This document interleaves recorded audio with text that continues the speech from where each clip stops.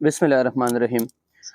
आज हम first year physics unit number 1 का स्टार्ट लेंगे। पहला जो यूनिट है वो आपके पास मेजरमेंट है। तो आज हम बेसिकली मेजरमेंट का स्टार्ट लेते हैं और इसमें हम थोड़ा क्विक रिवीजन करेंगे। इसमें टॉपिक्स जो है उनको हाईलाइट करेंगे, उनके रिलेटेड जो एमसीक्यूज़ कॉन्सेप्ट्स है वो भी डिस्कस करेंगे और इससे किस तरह के क्वेश्चंस आ सकते हैं वो भी हम इंशाल्लाह इसमें डिस्कस करेंगे। तो स्टार्ट लेते हैं। यूनिट नंबर 1 जो है उसमें मेजरमेंट है। बेसिकली हम थोड़ा सा जो है फिजिक्स के बारे में डिफिनीशन जो है वो थोड़ा डिस्कस करते हैं। What is physics? फिजिक्स आपके पास एक ब्रांच है साइंस की जिसमें हम दो चीज़ों को आपस में इंटरलिंक करते हैं।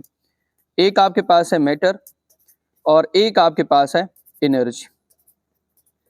मैटर और एनर्जी को हम आपस में क्या करते हैं, कनेक्ट करते हैं, उनके दरमियान रिलेशनशिप ढूंढते हैं।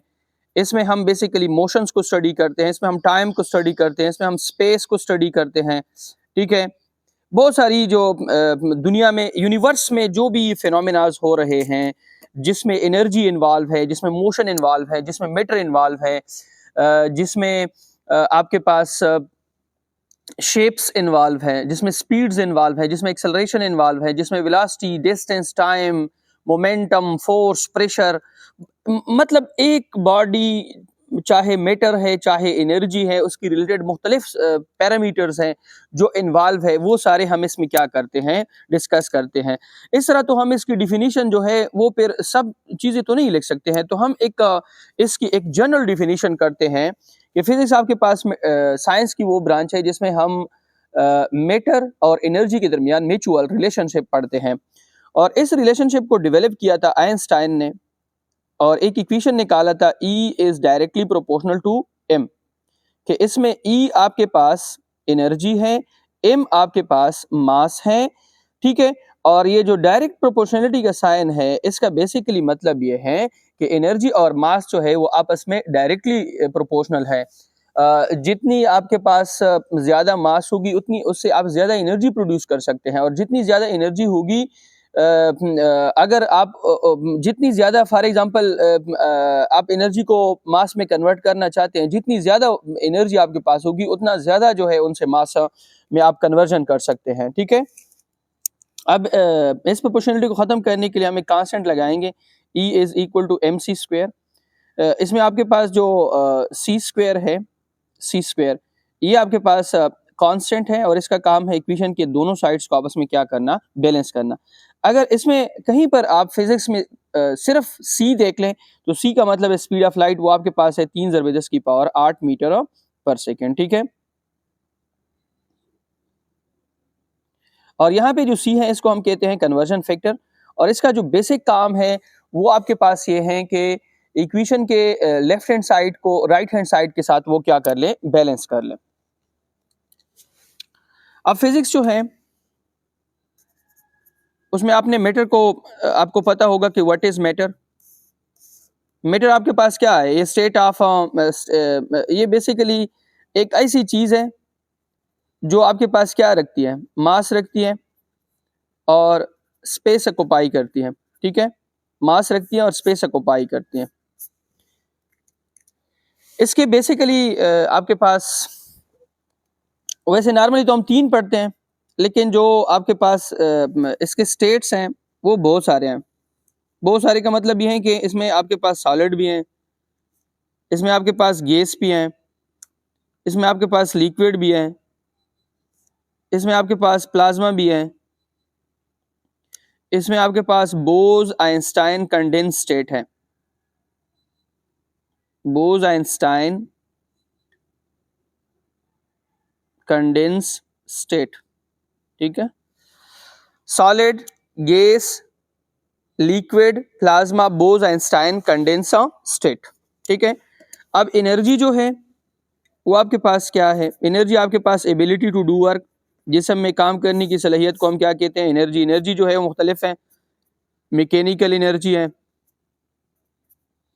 इलेक्ट्रिकल एनर्जी है, साउंड एनर्जी है, लाइट एनर्जी है, ठीक है, केमिकल एनर्जी है, अब फिजिक्स क्या करता है? फिजिक्स पहले आपको एनर्जी के बारे में बताता है कि एनर्जी क्या है, फिर आपको ये समझाता है कि एनर्जी जो है उसको आप एक फॉर्म से दूसरे फॉर्म में कैसे कन्वर्ट करोगे, एक मास जो है उसको स्टॉप करने के लिए आपको कितनी एनर्जी रिक्वायर्ड है, ये सारी चीजें आपको कौन समझाता है? ये आपको फिजिक्स समझाता है। ठीक है,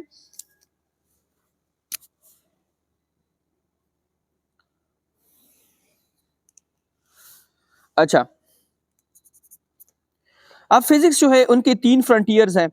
एक हम फिजिक्स में मैक्रो लेवल के ऊपर स्टडी करते हैं, मैक्रोस्कोपिक ऑब्जेक्ट्स। एक हम इसमें माइक्रो लेवल के ऊपर स्टडी करते हैं, ठीक है, माइक्रोस्कोपिक ऑब्जेक्ट्स।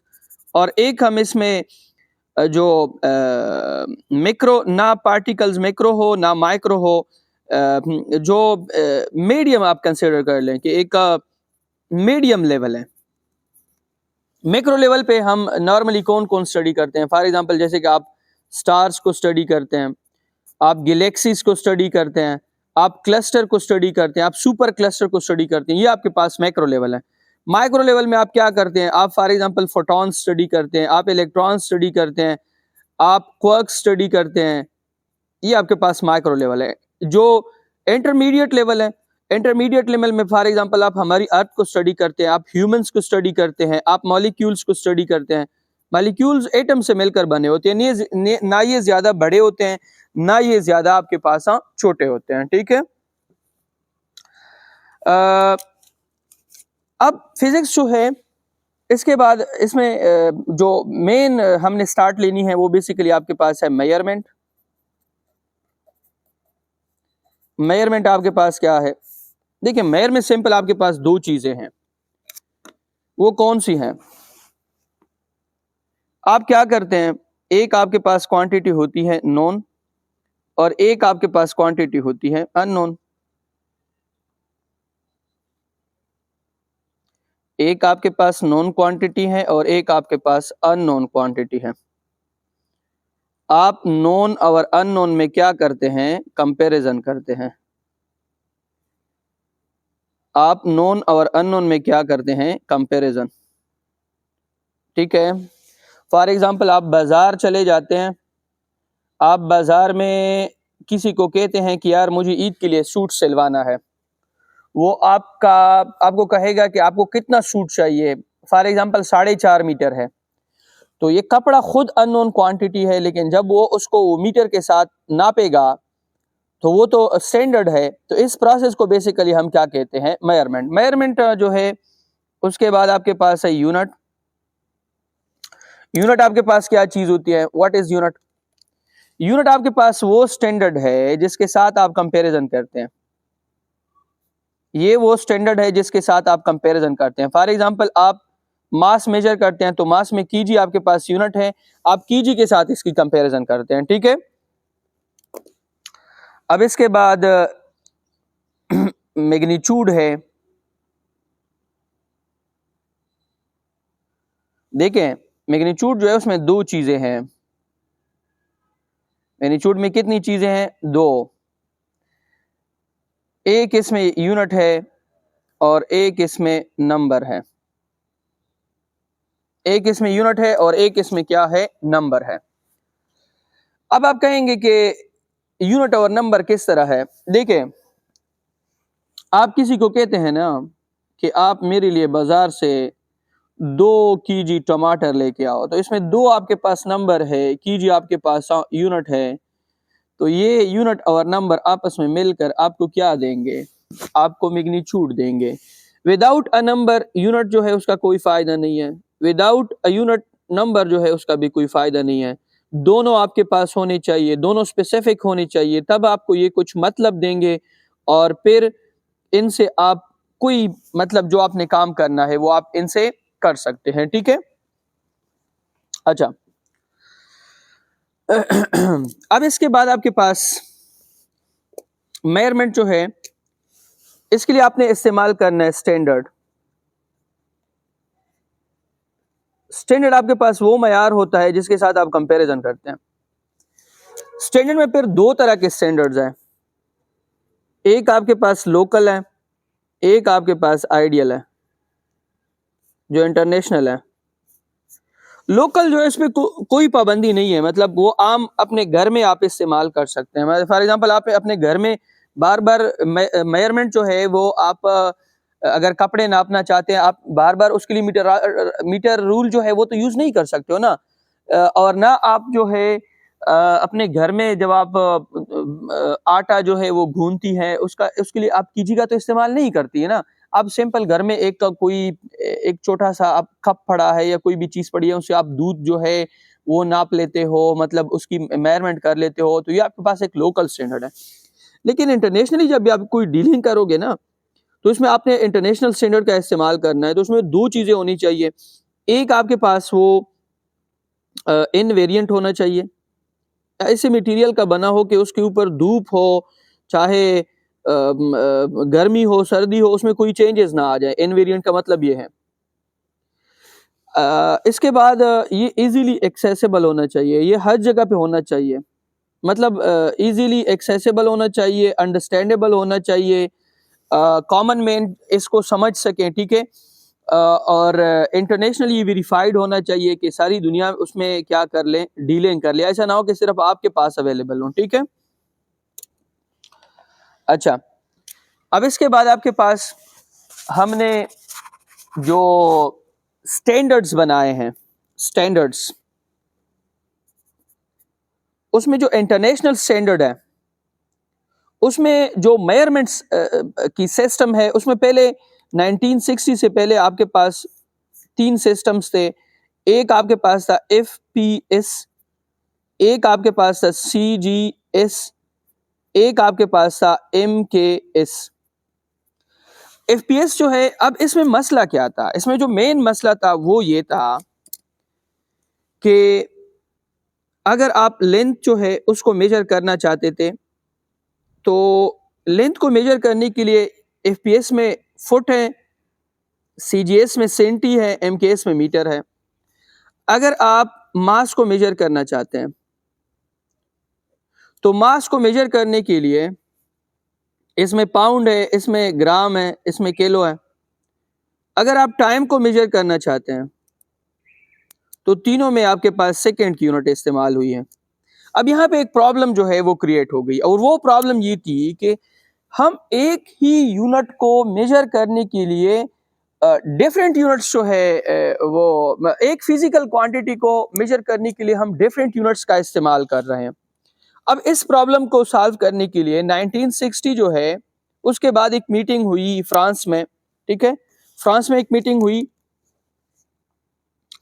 और उस मीटिंग में ये जो MKS सिस्टम है इसको मॉडिफाई किया गया, एक नया सिस्टम निकाला गया, SIS, स्टैंडर्ड इंटरनेशनल सिस्टम, जिसको हम SI सिस्टम कहते हैं। उसमें ये चीज जो है वो बिल्कुल वाज़ेह की गई कि अब के बाद जो भी कोई मेजरमेंट करेगा, दुनिया में कोई चीज सेल करेगा, दुनिया में कोई चीज परचेज करेगा, तो उसके लिए जो स्टैंडर्ड है वो कौन सा इस्तेमाल करेगा, SIS इस्तेमाल करेगा, स्टैंडर्ड इंटरनेशनल सिस्टम इस्तेमाल करेगा। और उसमें फिर 7 बेस यूनिट्स निकाले गए और डिराइव्ड भी निकाले गए। मतलब उस पहले तो उसमें ये कैटेगरीज बनाए गए कि कौन मेजरेबल है, कौन मेजरेबल नहीं है, ठीक है। फिजिकल क्वांटिटीज को फिर डिवाइड किया गया।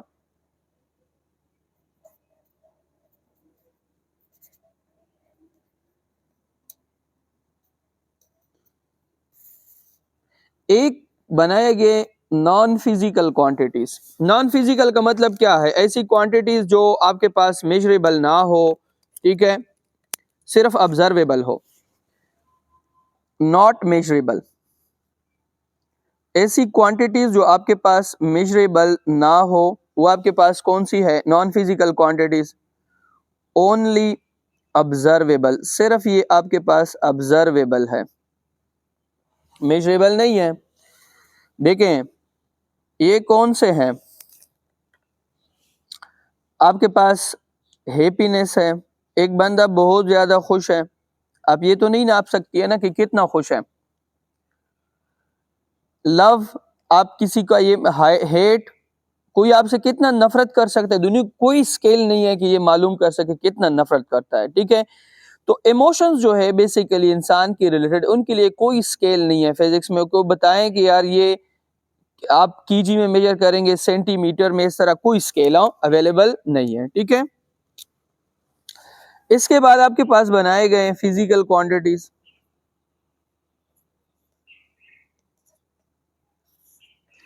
फिजिकल क्वांटिटीज में कौन सी जो है कैरेक्टरिस्टिक होनी चाहिए? ये आपके पास मेजरेबल, जिनकी पैमाइश की जा सके, ऑब्जर्वेबल, ठीक है, मेजरेबल, ऑब्जर्वेबल, और obey laws of physics, physics के लॉज को भी क्या करें, ओबे करें। Measurable, observable, obey laws of physics. तो ये आपके पास बेसिकली क्या है, ये आपके पास फिजिकल क्वांटिटीज हैं। फिर फिजिकल क्वांटिटीज को कैटेगराइज किया गया। फिजिकल क्वांटिटीज के लिए 3 कैटेगरीज जो है वो बनाई गई।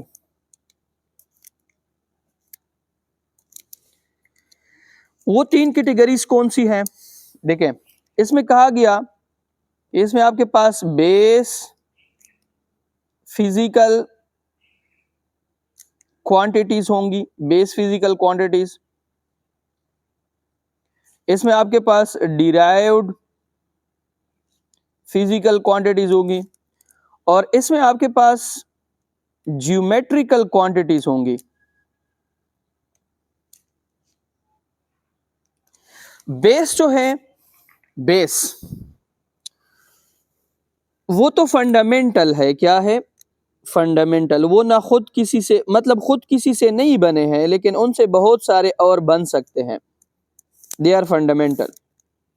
डिराइव्ड जो है वो बेस से बनते हैं, और 1995 तक ये बात बिल्कुल वाज़ेह लिखी थी बुक्स में कि जो ज्योमेट्रिकल है दे आर नाइदर बेस नार डिराइव्ड, ठीक है। अच्छा, अब नेक्स्ट पेज पे हम ये लिखते हैं कि बेस जो है वो कौन सी है। देखें, what is base physical quantities.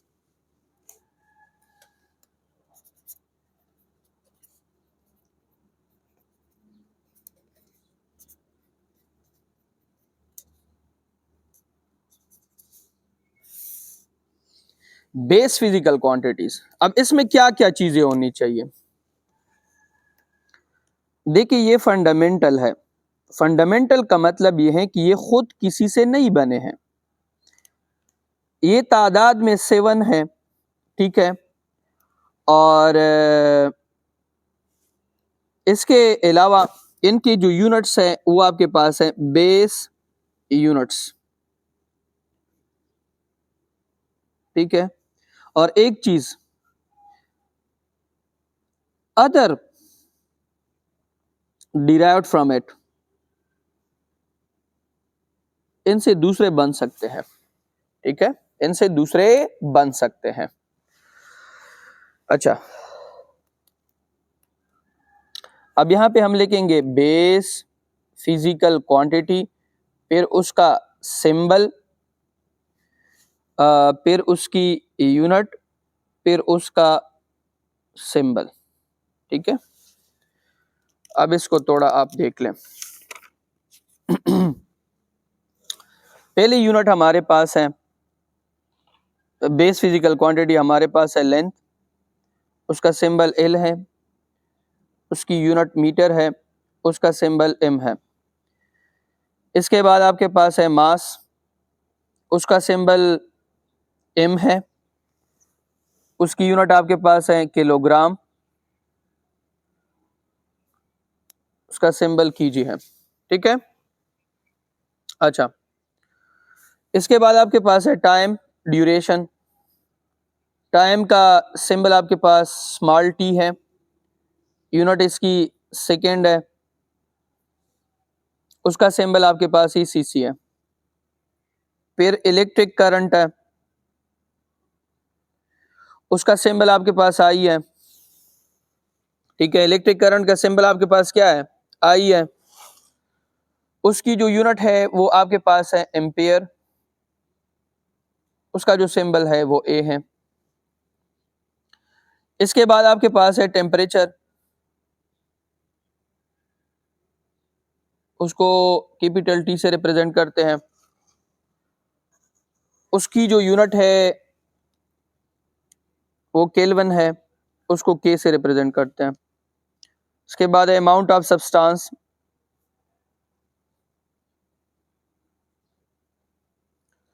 उसका सिंबल आपके पास है एन, ठीक है, सिंबल आपके पास क्या है, एन। और उसकी जो यूनिट है वो आपके पास है कैंडेला, उसका सिंबल है सीडी। अमाउंट ऑफ सब्सटेंस के बाद आपके पास है luminous intensity,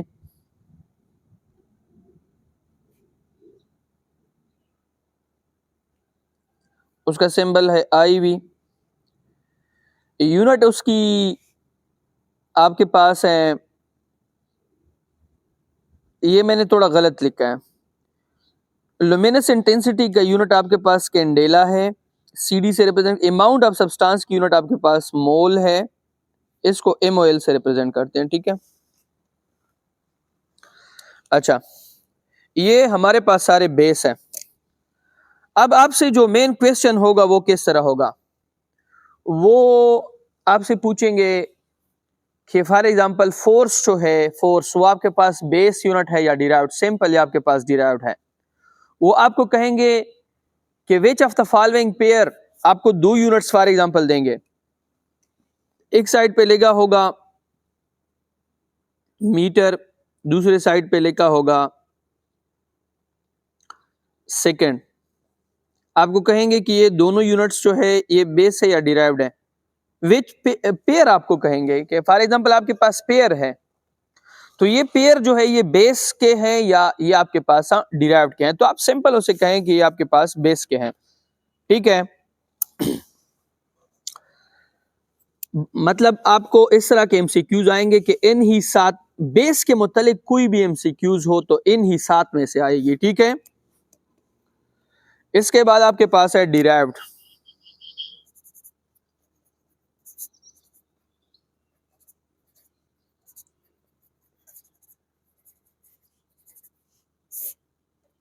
derived physical quantities, इनकी तादाद जो है वो मालूम नहीं है, इनफाइनाइट है। हाँ, अब मतलब तादाद में बहुत ज्यादा है। ये किससे बनते हैं, डिराइव्ड फ्रॉम बेस।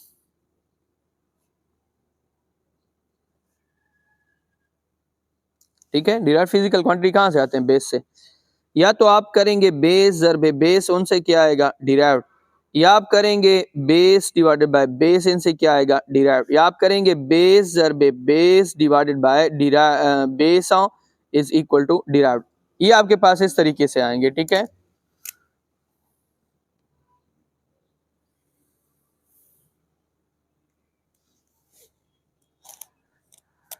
अच्छा अब यहां पे मैं कुछ लिख लेता हूं, डिराइव्ड फिजिकल क्वांटिटी, फिर उसका सिंबल, फिर उसकी यूनिट, फिर उसका सिंबल। अब देखें फॉर एग्जांपल मोमेंटम जो है, मोमेंटम ये आपके पास एक डिराइव्ड फिजिकल क्वांटिटी है, इसको हम P से रिप्रेजेंट करते हैं। इसकी यूनिट आपके पास है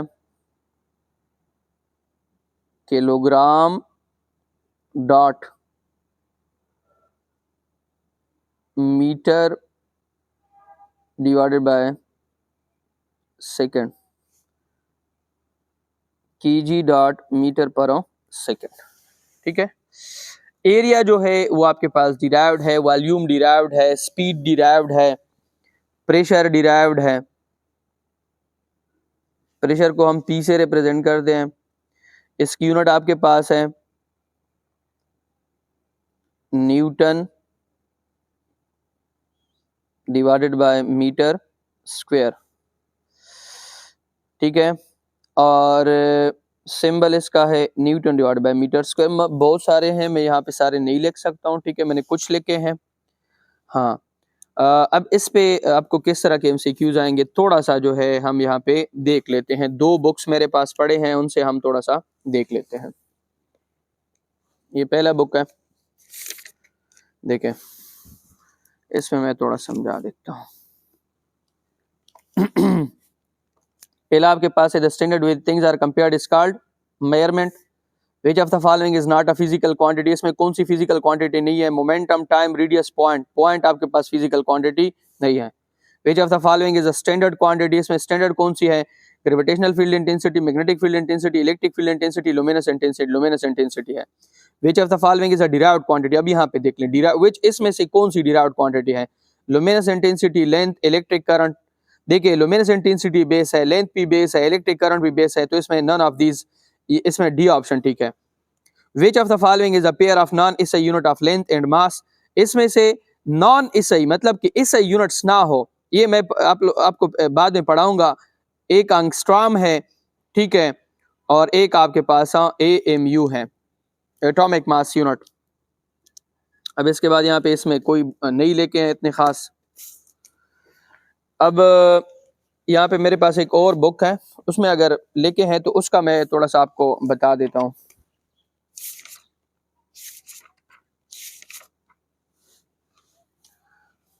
इसके थोड़े से एमसीक्यूज देख लें। पहले एमसीक्यूज है which is and discipline area of physics, geophysics है। Which set of unit include a supplementary units, supplementary units अभी हमने नहीं पढ़े हैं, वो हम पढ़ेंगे। दो हैं, एक का प्लेन एंगल है, एक सॉलिड एंगल है, एक रेडियन एक स्टेरेडियन है। इस यूनिट ऑफ इलेक्ट्रिक करंट, इस यूनिट ऑफ इलेक्ट्रिक करंट ये आपके पास एम्पेयर है। What type of science is physics, physics आपके पास एक्सपेरिमेंटल साइंस है, नॉन लिविंग साइंस है, study of action, experimental science है।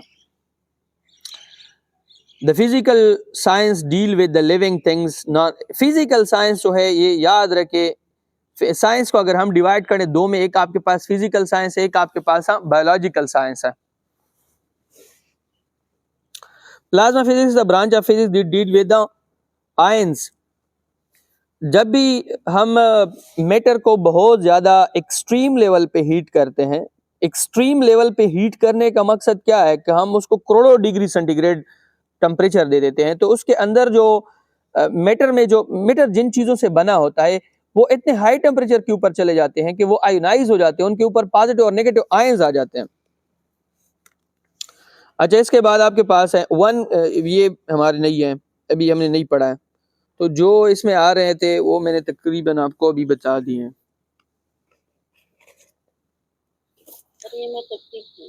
हाँ ठीक है। अच्छा, कुछ और शायद आपको इस तरह के आ जाएं कि आपको कहेंगे, आपको ऑप्शंस दिए गए होंगे कि इसमें कौन सी बेस है, कौन सी डिराइव्ड है। मैं फॉर एग्जांपल आपको बताता हूं, विच of the following is derived quantities: length, mass, time, none of these। इसमें कौन सी derived है? none of these, कोई भी derived नहीं है। which of the following is base quantity? Option number A speed, option number B velocity, C momentum, D none of these. None of these हैं, ठीक है। अच्छा, अब इसके बाद आपके पास दो और जो है वो यूनिट्स हम डिस्कस करेंगे, सप्लीमेंट्री यूनिट्स, ठीक है।